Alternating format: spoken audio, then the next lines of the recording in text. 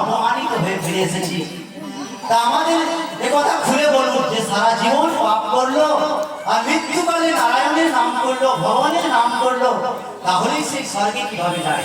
তখন যমরাজ বলল, বলি শোন, এই বিশ্ব জগৎ, সারা জগতের মানুষ যে ধর্ম পালন করছে, এই সারা জগতের মানুষ যা ধর্ম পালন করছে সেটা হচ্ছে মনুসংহিতায় রচিত মনুষ্য ধর্ম। আর আমি যে ধর্মের কথা বলছিস, সারা জীবন পাপ করেছে, মৃত্যুকালে নাম করলেই সেই বৈকুণ্ঠ প্রাপ্তি। তবে বাবা, কেউ যদি চালাকি করে একবার নাম করে আবার একবার পাপ কাজ করে, তার জন্য নয়। না কি করলো না, যে সারা জীবন পাপ করেছে অথচ মৃত্যুকালে যদি নাম করেছে তাহলেই বৈকুণ্ঠ ধাম। এটা হলো ভাগবত ধর্ম।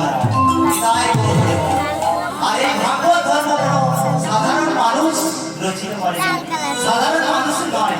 এটা দ্বাদশ বৈষ্ণব, দ্বাদশ আচার্য, সেই দ্বাদশ আচার্যের রচনা করা।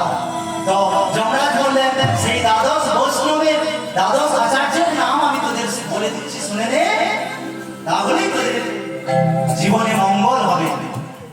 সেই দ্বাদশ নাম হচ্ছে স্বয়ম্ভু নারদ শম্ভু